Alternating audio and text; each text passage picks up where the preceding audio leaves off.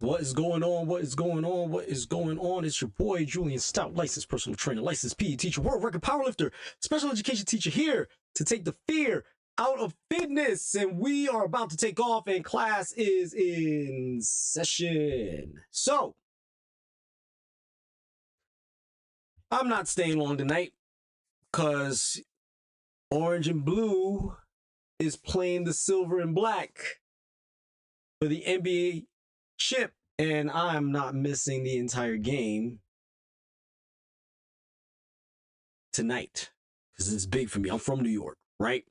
We've seen, as a matter of fact, this is a rematch from 27 years ago, and 27 years ago, I knew my heart was going to get broken. This time is a little different.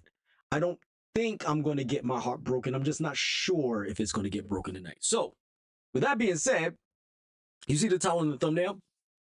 The title in the thumbnail says why your body type is maybe lying to you. And the reason why it might be lying to you is, how many of you have been told you're an endomorph and just accepted it as your destiny? You're just an endomorph. That's it. Tonight I want to challenge that. I want to fight this label that has been keeping you stuck and lost in the fitness journey, and nobody in fitness is talking about why. Okay? Nobody in fitness talking about this, and I'm here to talk about it with you. Now, before I continue, my name is Julian Stoutt. I am a 2-time world record breaking powerlifter. I am a 7-time certified NASM trainer. I hold the degree in exercise science with an emphasis in athletic training. I have been doing this almost my entire life, minus 13 years, as far as working out and being in shape. I've been doing this professionally for the last 21 years. The things that I have worked on, the things that I've discovered, the things that I have come to recognize is the things that I have taken along the way to help my clients become successful. And that client could also be you. Now, with that being said, this is not about you being my client today.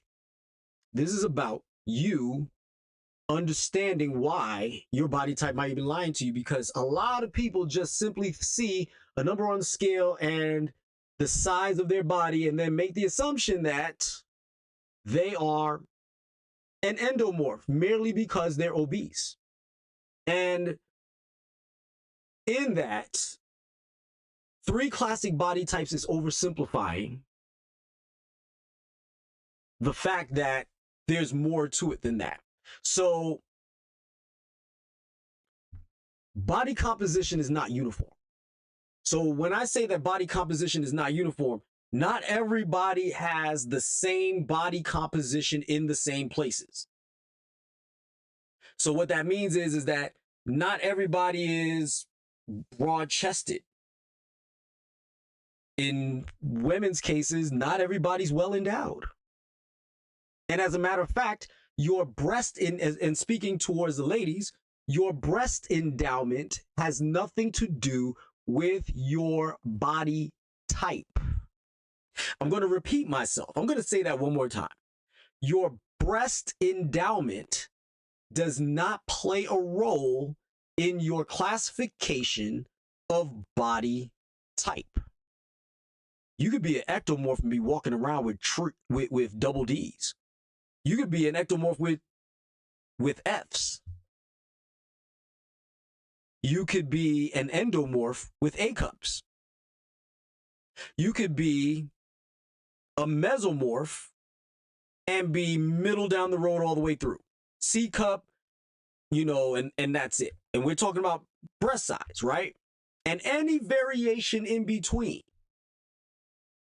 Ectomorph, endomorph with triple G's. Mesomorph with G's. Ectomorph with A cups. mesomorph with A cups. So here lies why I'm going to break the way you think about that. If your genetics dictates how your body's conformed, meaning your breast size, you could be small shouldered with large breasts or wide shouldered with minimal breasts. Why can't that be the same with just your body type itself? Why do you have to be stuck in one type of body type? Why is your legs and your upper body uniform when the truth is that it's not? Some people, because of human movement, and this is where my 21 years of information gathering and synthesizing is going to come into play. Stop me if you've heard this before, ladies. You have cankles, meaning your calves and your ankles are the same size. Some of you have calves the size of bowling balls and ankles the size of your wrists. Some of you are relatively even keel. Then as you move up towards the knee, then all of a sudden, you've got no thighs. Or all you have is thighs. As a matter of fact, you got to rub powder in between your legs because your skin will chafe. As I continue to move up your body, your hips are average in size in relativity to female anatomy, because we all know that women's hips are naturally wider than men's. But even within that, there's a variation in hip widths amongst all women. Then all of a sudden, go up to the waistline. Waistline is real narrow, or the waistline matches your hip width. Then all of a sudden, as we roll up the body, we get towards the shoulders, and all of a sudden, shoulders are super narrow. Looks like you're mostly head than you are shoulders. Or your shoulders explode and you're wide.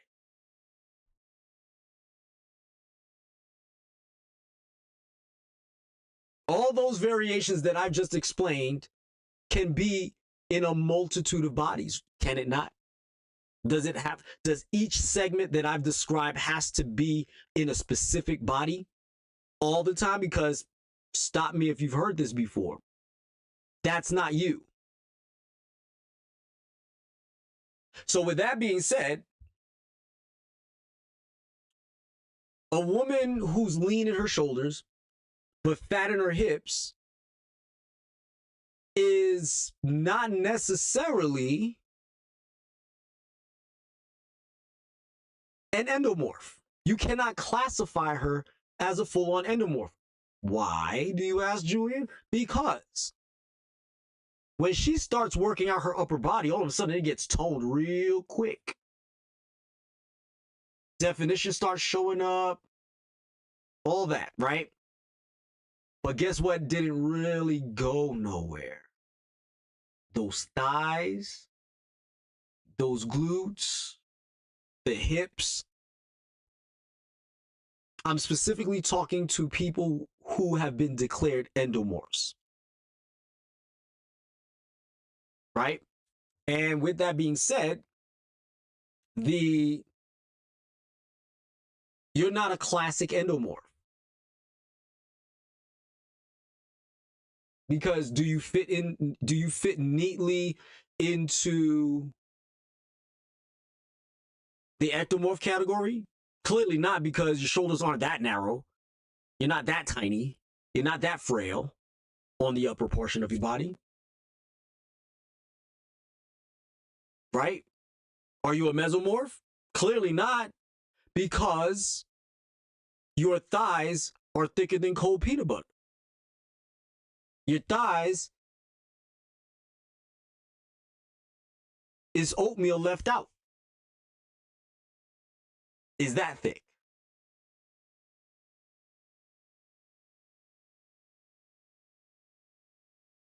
thick as your favorite politician's noggin. Take that as you wish. But the answer is no, and that's why most programs do not work for a lot of you. The reason why these programs don't work for you is because they simply apply that you fall into this category. And based on that, you just work out and that's it. And that's the end of the story. When the truth is, if you attack your body based on the system that is designed for you, then what happens is that you realize that there's more than just 3 categories of body types.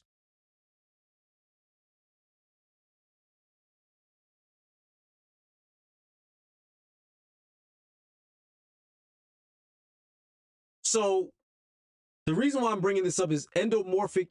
When you're endomorphic in nature,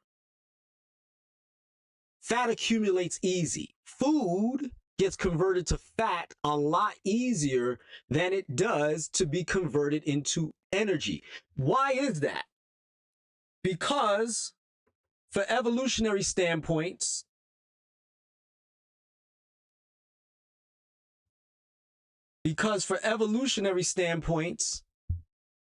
there were hunters and gatherers.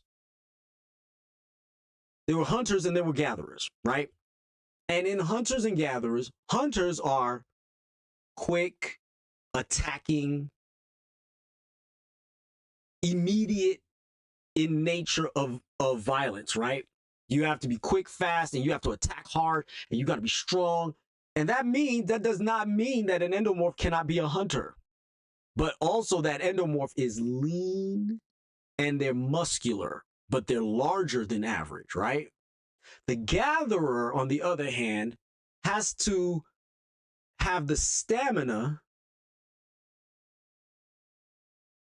to be able to perform long term, meaning you need to have the energy to continuously move for a long period of time, or else you can't gather, because you could only go out but a half a mile before you pass out. That's why the hunter doesn't go out all the way out into the wild blue yonders looking for food. They stay close to the camp and attack and in search of, they go out in search of food that you have to kill.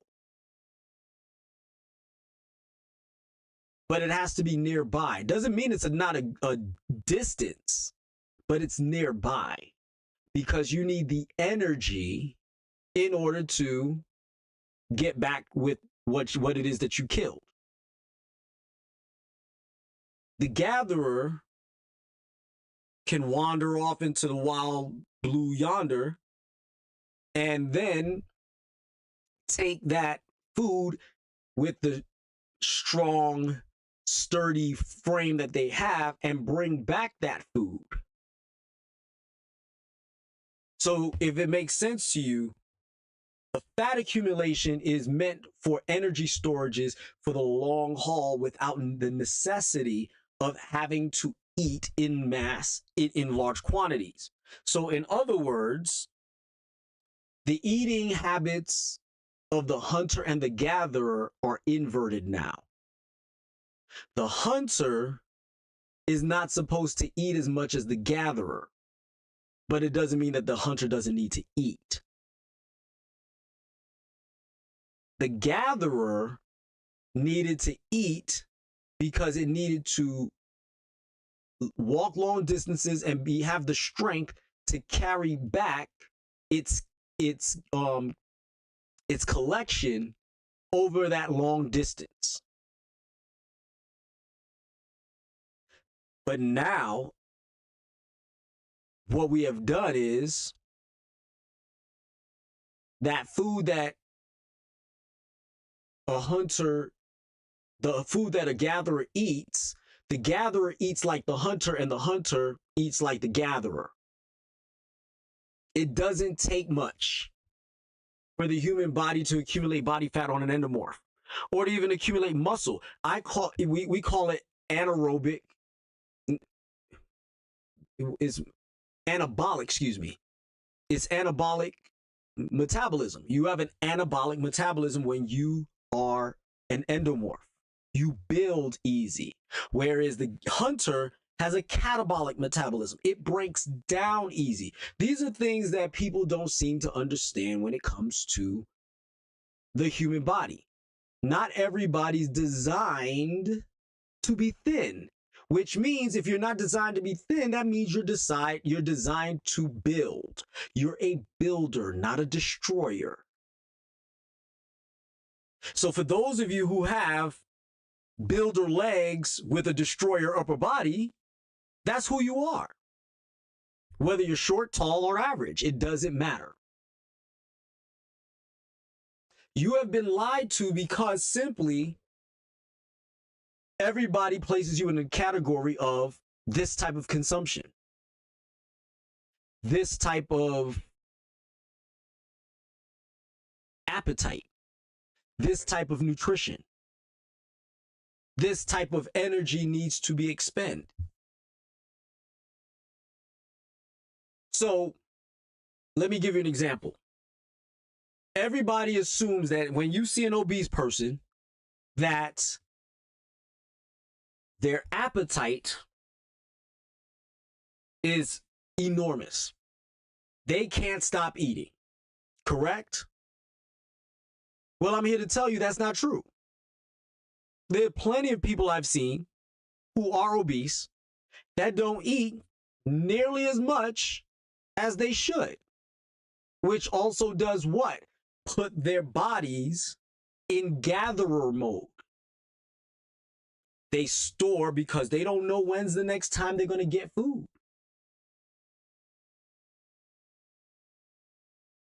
And they need the energy to get out to look for more food. Even on those unsuccessful days where they couldn't get food, they need to come back and still have enough strength to go in another direction to find more food. So this is where the body starts building and building with what little substance that you have given them. They start building. It's in their genetic code. However, in this society, in this day and age, we have to acknowledge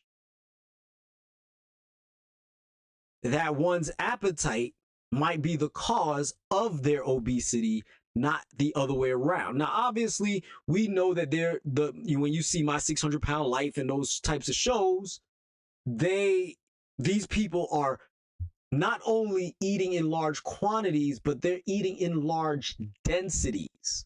So, or short densities, right? So I'm holding this up for a reason. Imagine this little cord contained 10,000 calories. 10,000. Everybody in this room, everybody that's watching, everybody that's on this channel would be able to consume this cord if it was edible. Everybody. There's nobody that's going to tell me that they ate this and they felt full. So with this being said, this represents 10,000 calories. What do you think your body's going to do with 10,000 calories of this magnitude? First of all, by the time it breaks this down, it's going to be done in less than an hour. Right? And when it's broken down, your body's going to be like, man, there's a lot of energy here. We need to get this distributed. Where does it distribute? That is also a part of the question. Where does it distribute? Where does Walmart store all of the extra food and extra items that can't fit in any of their stores? They have distribution centers. Amazon, same thing. So what I'm getting at is, where's the location of the distribution centers? Is it your hips? Is it your breasts? Is it your thighs? Is it your calves? Is it your butt? All of these are typical places that one would have fat stored on their body. If you're female, this is where you tend to store body fat. And as a result of storing body fat in those distribution centers, do you think it's going to be easy or harder to get those materials out to where they need to go? Well, I'm here to answer you. The answer is it depends. Pun intended. It depends. It depends on the several factors. The factor number one is are you using the distribution centers? Meaning, if you know that you pack it on in the hips, then why aren't you exercising the hips to a point where you accumulate more muscle so that way fat cannot accumulate there, but you will still have the muscle mass and size in its place? Because it's inevitable that if you have wide hips, you're going to have wide hips. When I was in middle school, there was a girl by the name of Brenda.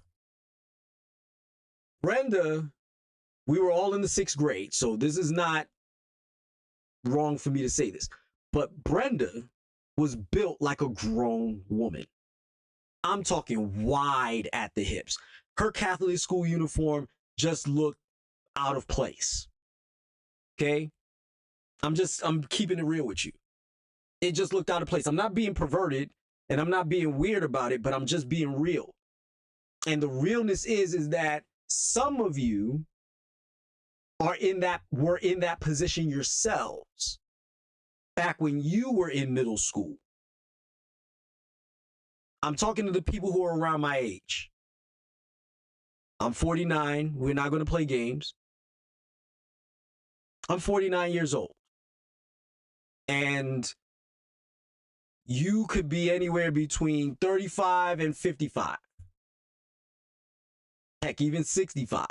You're trying to tell me you didn't know girls in your grade group, in your age group when you were kids that weren't more developed than you were or as developed as you were, if it's you that I'm talking to,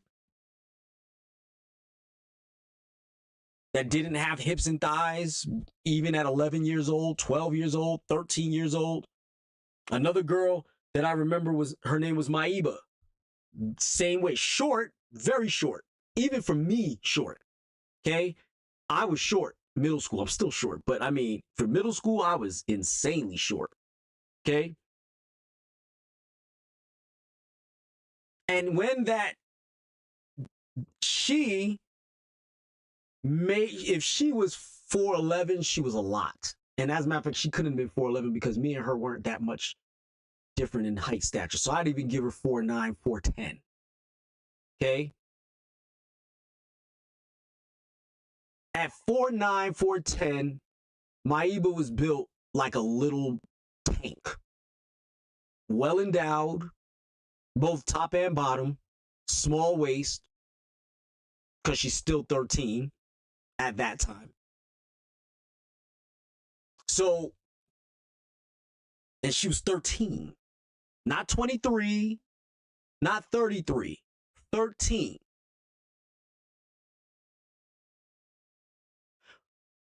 If I were to imagine where those two young ladies are, when I say young ladies, they were young ladies when we were kids, but these women are now in their fitness lives.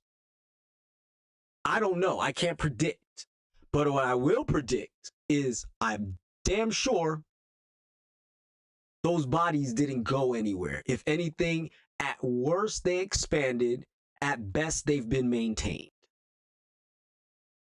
I promise you, neither one of them are skinny. I promise you that. But that doesn't mean that they can't be in shape, and that doesn't mean that they're not healthy, because I haven't seen them in, what am I, 49? So what is that? 33 years? 36 years. I haven't seen them in 36 years. Okay? But I am keeping it real with you, because I've seen these women in variations throughout my career and throughout my life. Some of them I'm married to. Some of them I've married. Some of them I'm related to. But the truth is that if you don't apply your consumption on the level and the even keel of assumption that your body is balanced, even when it's not, then you're in for a rude awakening. So let me give you an example. If you are thick at the bottom, but narrow up top, do you eat like you're thick at the bottom, or do you eat like you're narrow up top? I guarantee you'll fail at both. So let me explain to you why. Number one, if you're narrow up top and thick at the bottom and you eat like you're narrow up top, guess what that means? Your bottom is going to suffer. You're going to be hungry because your legs are going to consume a massive amount of energy trying to, especially if you move a lot. If you're the moving type, meaning you're on your feet constantly, you got to get from point A to point B, and you got thick thighs that so thick that you got thighs so thick that you got to rub powder on the inside of your thighs, or you got to change your jeans every 6 months because you rub out the inner thighs of them, guess what? If you eat like a bird, you're not going to fly. On the flip side, if you eat like you're thick in the thighs, if you eat to support that build down below, you're going to expand faster than the NBA in the 90s.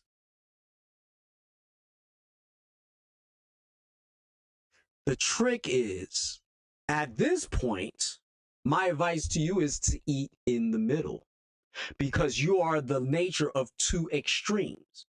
You're an ectomorph up top, but you're an endomorph at the bottom. Or even if I flip it, you're an ectomorph up top and you're endomorph up top and you're ectomorph at the bottom. You're still in the middle. Eat in the middle. Don't eat for each extreme because you're going to fail. Now, the closer to each extreme you, now watch this. What if you're a mesomorph up top and you're endomorph? Well, what I would advise you to do is eat more,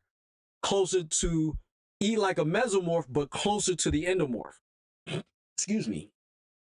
You eat like that. If you're a pure endomorph, then you're a pure endomorph. If you're a pure mesomorph, you're a pure mesomorph. If you're a pure ectomorph, you eat like an ectomorph. But here's the joke. Because the ectomorph burns through calories faster than a Kardashian in a shopping spree,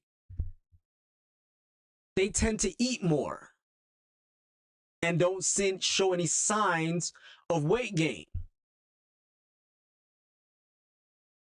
So as a result, then what happens is you end up, hold on one second, excuse me.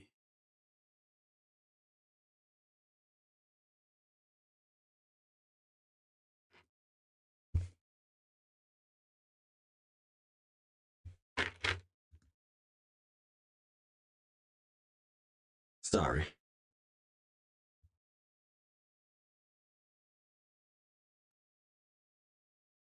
So what that means is that you have to make adjustments to your eating habits based on how you're built. And if you eat in that fashion based on how you're built, what do you think is going to happen? Meaning the balance. And guess what? You also will be balanced. Are you going to have a little more thighs and a little more glute than the average girl? you already did from the get-go. So yes, you're still going to have it.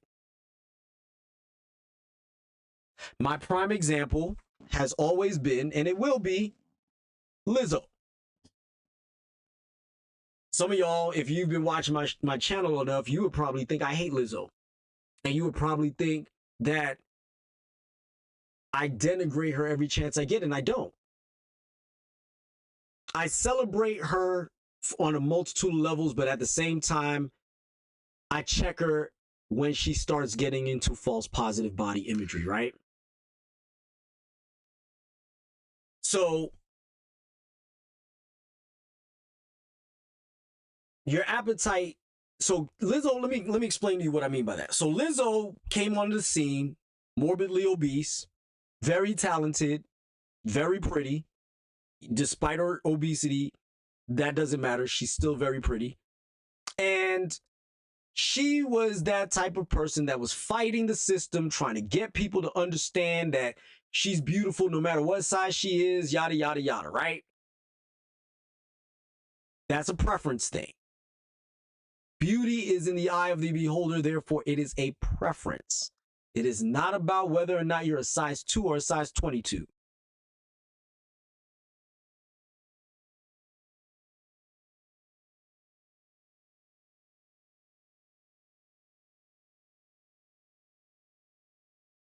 Birds.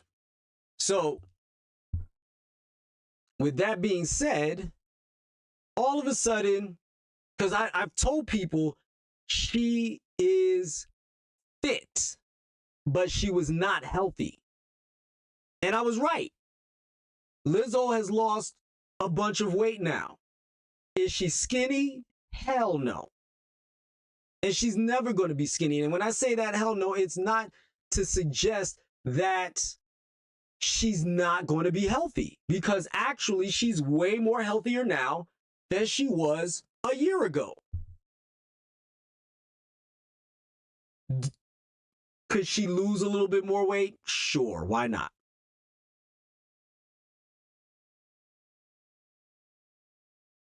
But at the same time, is she going to be tiny? Is she going to be a stick figure?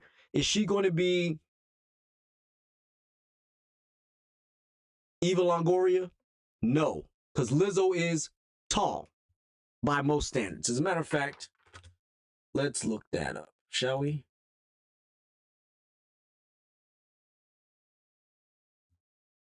If I'm not mistaken, Lizzo is about 5'10".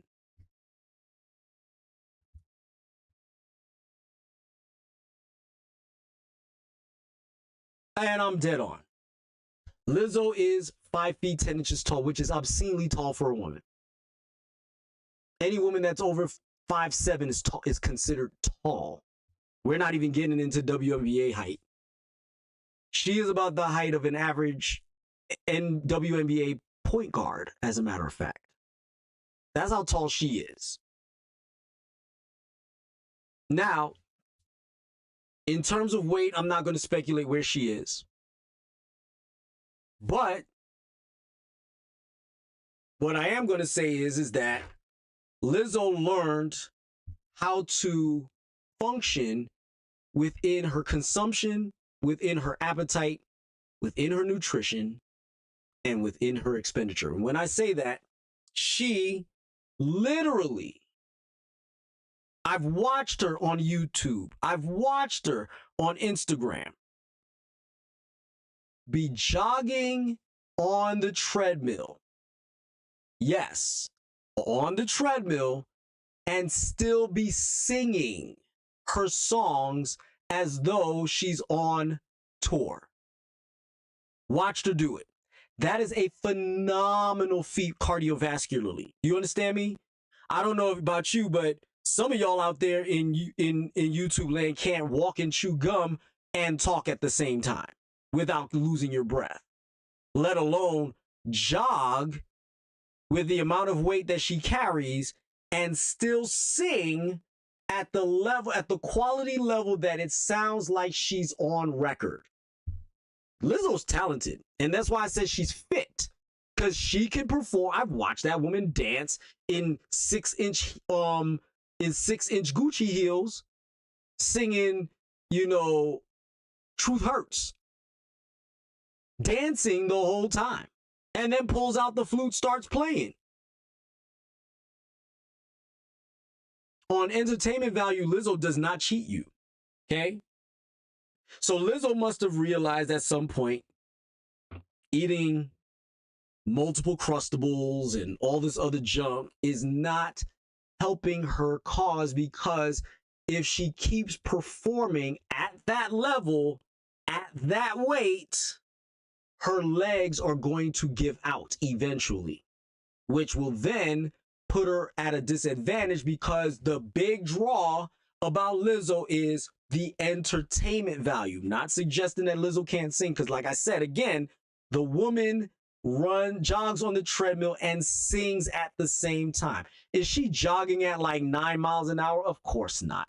I'm saying her feet are moving at a rapid pace, at a moderate pace. And I'm talking about, I'm looking at her feet moving like this. That's good movement. Okay? And for her to be moving at this pace and singing her songs like she's on record and being able to keep coordination and not fall off the treadmill, again, describes a level of fitness that goes near athletic. That is athletic, actually. So Lizzo realized her level of consumption of food. I don't know about her appetite per se. I don't know how much food she consumes and how often she consumes it. So I'm not going to talk about her appetite, but her consumption, her nutrition were the main culprits on why she could not get in shape. It's just that simple. Consumption, nutrition. Because the expenditure is there, maybe the appetite might be off, or maybe the appetite is not being managed properly. But that in of itself is the issue. Now,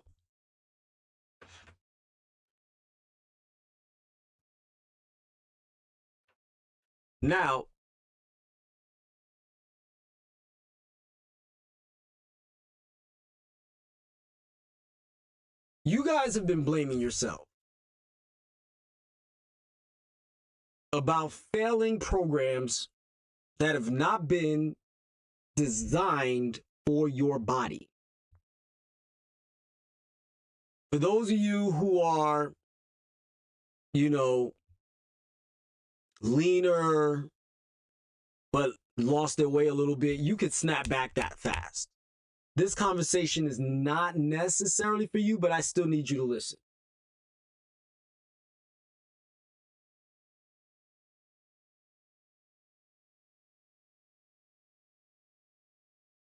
You guys have been fighting a system that has not been designed for you. You guys have been running uphill with a 50-pound weight strapped to your back. It's a lot harder when you're running uphill with a downwind pushing against you. The wind is in your face rather than at your back. It's a lot harder to move. And I'm here to tell you, a lot of you have had the wind in your face while you have been on this fitness journey, and I'm here to take the air out of your face.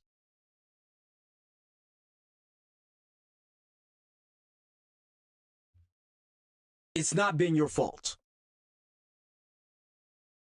Not most of the time. I will be honest with you and say some of you are not following the program. Some of you are not making a serious attempt at achieving this new level of fitness. And for those of you who are doing that, stop. Having your way is not going to get you to live longer, because at the end of the day, the name of the game is living longer. Yes, living longer. Before looking good, it's living longer. However, why would you want to live longer and not look good? Fair, right? With what I'm telling you is that it is not your fault for the most part. You need to recognize that if you've actually followed the diet, if you've actually taken your butt to the gym 3 to 5 times a week and did the workouts as written and gave it the effort and gave it the timing and gave it the intensity and gave it the frequency, guess what? And it still didn't work. It wasn't you. It was the system.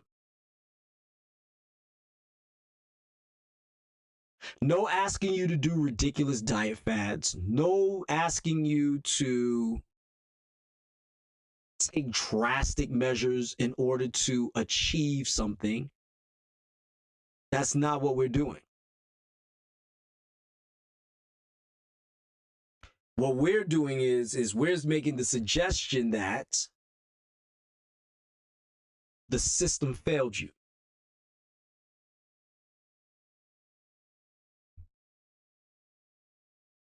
Listen, I wouldn't be telling you all of this if I didn't believe in who you are as a person. You just need somebody to look you in the eye, call you on your BS when there's BS to be called, but at the same time encourage you when you are doing everything right and it just doesn't seem to work for you yet. And be honest enough to say that the system that you're in is not working. Do something different. So if I was your trainer and you're stuck, you're in a rut, you're not seeing improvements, 100%, if you are looking me in the eye and you're telling me the protocols that I've set for you, you're following them to the nth degree and they're still not working, guess what I'm going to do? I'm going to change the protocols. But I'm here to tell you, I don't need to change the protocols because I've done the legwork. I've done the homework. I've done all that one can do to break down how a person needs to lose weight. And not just weight, but fat. Not weight in the per se that, because obviously if you lose fat, you're going to lose weight, but this weird fascination with, you know, if you're a certain weight, certain height, that you need to be a certain weight is wrong. It's always been wrong. And the reason why it's always been wrong is because we all know not everybody's built the same. And trying to force women to look like other women is not fair to women. What I'm going to try to get you to do is look like you, the real you, not the obese you, not the fake you, but the real you, the one that has muscle tone, the one that has natural cellulite, not cellulite for days. The one where no matter what they put on, as long as it's appropriate, you look good in it. Stop me if you heard this before, but if you go on social media, whether it be Facebook or Instagram or TikTok, and you see certain types of women walking around with their booties out, are they skinny women? Last I checked, they're not. But they're putting on skin tight outfits and then giving you the jiggles. And then guess what? Men are hitting that like button. Heck, women are hitting that like button. Why? Why are they hitting that like button? I'm going to tell you why. Because proportionately, they know that the jiggle is with it. There's a jiggle range for every woman. Okay? Even the skinny ones. There's a jiggle range. You jiggle a certain amount based on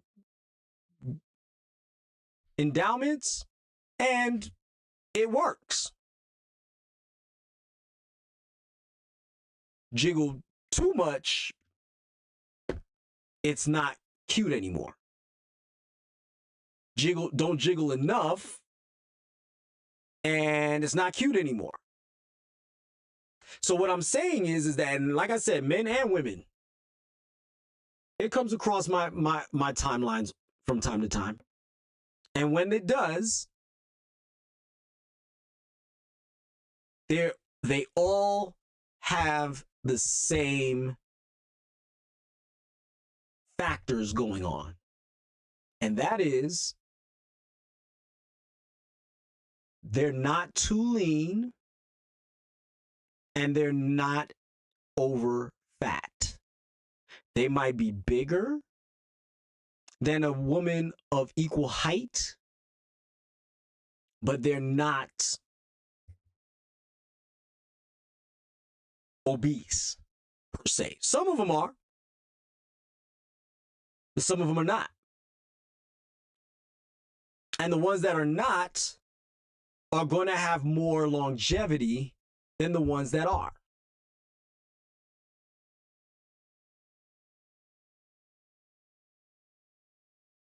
Prime example, and last thing I'm going to say before I come off of this, before I land this plane. Think about dwarves. Think about dwarves. Dwarves are, on average, small in the waist, large in the legs, large in the glute areas, large in the calf areas. Why? Out of what? Necessity. Because they need to be able to keep up with their full-size counterparts.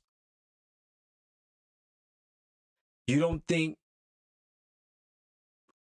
regular-sized people are built like that? Well, they are. Regular-sized people can be built very similar to dwarves, even though they're over 4'9". Because last I checked, dwarfism is anything under 4'9", right? So what I'm getting at is,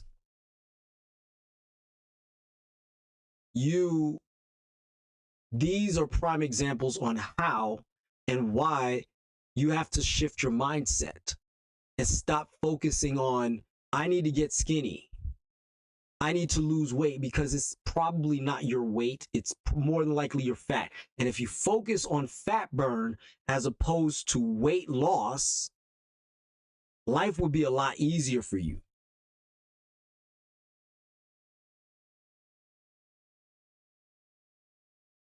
Listen, I'm working on something that I can't talk about yet. But if tonight resonated with you and you want to understand your body at a level nobody has ever shown you before, comment below and apply for coaching.